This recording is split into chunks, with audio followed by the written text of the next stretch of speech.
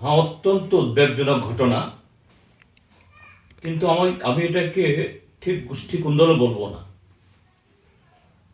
কেননা যে আমাদের কৃষকরা যে সবজি বা ফল বা ফুল যেটাই লাগান, সেই সবজি বা ফল বা ফুল তার ফসল হয়, তার ফল ইত্যাদি ফলে। তো আজকে ত্রিপুরাজ্যের মধ্যে যা ঘটছে, এটা তারই স্বাভাবিক পরিণতি। এটা অবশ্যই সাধারণ মানুষের কাছে, শান্তিপ্রিয় মানুষের কাছে এটা অত্যন্ত উদ্বেগজনক, ভয়ঙ্কর। কিন্তু এই ঘটনাটা স্বাভাবিক। কেন আমি স্বাভাবিক বলছি? যে গত 8.5 বছর ধরে ত্রিপুরাজ্যের মধ্যে একদলীয় শাসন ব্যবস্থা। এরকম একদলীয় শাসন ব্যবস্থা যখন কায়েম হয়, তখন আইন শৃঙ্খলা, নীতি, নৈতিকতা, ঐতিহ্য, এটা সব যে অনুপস্থিত হয়ে যায়, পেছনে হটে যায়। ভারতীয় জনতা পার্টি সরকার গঠিত হওয়ার পর তারা এই রাজ্যের মধ্যে এরা মনে করেছে সমস্ত নীতি নৈতিকতা এটাকে অস্বীকার করে তারা এই রাজ্যটাকে লুট করবেন। পিডব্লিউডি অফিস লুট হচ্ছে, ব্লক অফিসগুলো লুট হচ্ছে, এগ্রিকালচার অফিসগুলো লুট হচ্ছে, সমস্ত সরকারি দপ্তর। কিন্তু সেই জায়গায় যারা ত্রিপুরাজ্যের মধ্যে এই বিজেপি সরকারকে এনেছে, যাদেরকে ব্যবহার করে একসাথে ভোট ডাকাতি, ভোট লুট, মানুষের গণতান্ত্রিক অধিকার হরণ, ভোট দিতে না দেওয়া, কিন্তু সরকার দখল করার পর মিউনিসিপ্যালিটি, জেলা পরিষদ,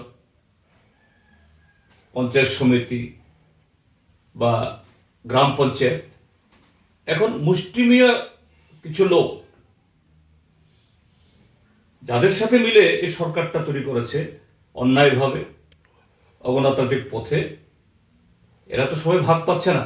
অল্প হাতে গোনা কিছু লোক তো সরকারের দিন ফুরাচ্ছে। ইতিমধ্যেই 3.5 বছর চলে গেছে, আর মাত্র 2.25 বছর। কাজে অবশিষ্ট যাদের সংখ্যা ভারী, এরা দেখছে এদের কপালে কিছু জুটছে না। কাজেই গতকাল যে কৈলাসহরে ঘটনাটা হলো, এর আগে কুমারঘাটে হয়েছে, ওই সোনামরা হয়েছে, উদয়পুরে হয়েছে, তারপর এই বিশালগড়ে হয়েছে, মোহনপুরে হয়েছে, অহরহ সর্বত্র এটা লুটের বখরা নিয়ে কারাকারি। এই জন্যই বলছি এটা গোষ্ঠী কুন্দল না। গোষ্ঠী যদি হয়, এবং আমি একটা এই ইতে দেখেছি একটা চ্যানেলে, যে মাননীয় মুখ্যমন্ত্রী বলছেন এটাকে রাজনীতিকরণ করা ঠিক হবে না। এটা কিসে? হ্যাঁ ঠিক, রাজনীতি হলে পর নীতি থাকবে, কর্মসূচি থাকবে। এখানে কোনো রাজনীতি নেই। এখানে একটাই হলো যে অনৈতিকতা, অরাজকতা, লুটের সমগ্র নিয়ে, বখরা নিয়ে কারাকারি। কারো মাথা ফাটছে, কারোর পা ভাঙছে, কারো হাত ভাঙছে, কারো বাড়ি জ্বলছে, আর অন্যদিকে বিরোধীদের উপরে আক্রমণ তো বটেই। এই হলো ঘটনা। আমরা দেখতে পাচ্ছি একটা অংশের লোক এটাকে ধর্মীয় মেরুকরণের চেষ্টা করছে, সেই বিষয়ে কি বলবেন? এটা একটা অংশের নয়, এটা শাসক দলই। কি করবে? ভারতীয় জনতা পার্টি তাদের অপদার্থতা, অকর্মণ্যতা, জনবিচ্ছিন্নতা আটকাতে পারছে না। যে জনগণের পয়সা খরচ করে কোটি কোটি টাকার এই বিজ্ঞাপন ছাপালেই কি জনগণ বুঝবে?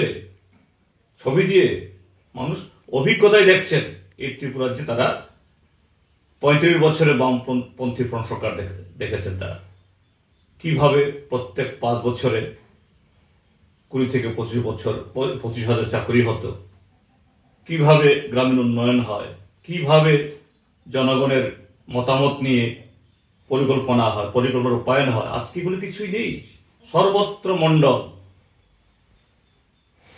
কাজেই এই যে অপদার্থতা, এটাকে আড়াল করার জন্য সর্বত্র এই ধর্মের ব্যবহার, অর্থাৎ এইভাবে ধর্মের দোহাই দিয়ে। কেন গতকাল যারা এই কৈলাসহরে যারা করেছে তারা কারা? হ্যাঁ, সেখানে বিভিন্ন সম্প্রদায়ের লোক আছে, বিভিন্ন ধর্মাবলম্বী লোক আছে, এরা সবই বিজেপির লোক। বিজেপির কেউ কাটা, বিজেপির ঠেঙ্গারে বাহিনী, বাইক বাহিনী, বিজেপির যারা নির্বাচন আসলে পরে এই ছাপ্পা মারে সে বাহিনী। এখানে হিন্দু মুসলমান আসলো কোথেকে? এটা হিন্দু মুসলমান বা ধর্মের ব্যাপার নয়, এটা যে এই ঘটনাকে নিজেদের ব্যর্থতাকে আড়াল করার জন্য মুখ্যমন্ত্রী থেকে শুরু করে তাদের নেতা সবাই এইভাবেই ধর্মকে ডাল হিসেবে ব্যবহার করছে। এটা এখানে কোনো ধর্মের কোনো ব্যাপার নেই, এখানে সম্পূর্ণই বিজেপির ঘরের আভ্যন্তরীণ উচ্ছৃঙ্খলতার এবং যে উচ্ছৃঙ্খলতার চাষ তারা করছে গত 8 বছর ধরে, যে অশান্তি বিভাজন চাষ করছে, তারই ফসল উঠছে। এটা এই হলো ঘটনা। আমরা দেখতে পেয়েছি একটা জায়গায় মাননীয় মুখ্যমন্ত্রী বলেছেন আইনের পথে চলবে এবং আইনের শাসনের কথা। বিগত দিনেও ত্রিপুরা রাজ্যে যে ঘটনাগুলো ঘটেছিল উনি সেম কথাই বলেছিলেন, কিন্তু কোথাও এরপরে অ্যারেস্ট হওয়ার কোনো ঘটনা আমরা দেখতে পাইনি। এই বিষয়ে কি বলবেন?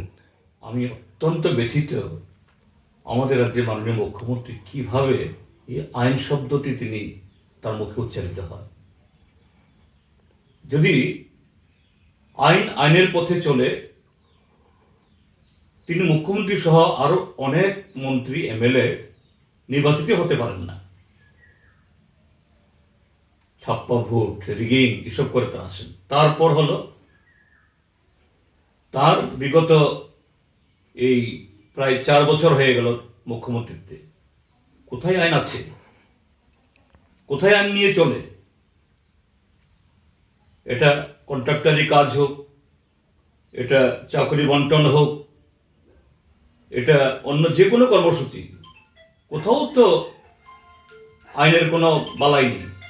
আর সত্যি করে যদি আইনের পথে চলে, এই ভারতীয় জনতা পার্টি তথাকথিত এই সমস্ত দেবতুল্য কার্যকর্তারা গতকাল যে ট্রেলার তারা দেখিয়েছে, এরা সবাই জেল হাজতে থাকবে। কাজেই উনার মুখে এই আইন শব্দটির উচ্চারণটা মানায় না। এটা অত্যন্ত, ওনার কাছ থেকে শুনে আমি ব্যথিত। আর দিক থেকে আমাদের রাজ্যের এরকম অবস্থায় মুখ্যমন্ত্রীর যে অসহায় অবস্থা দেখে আমি লজ্জিত।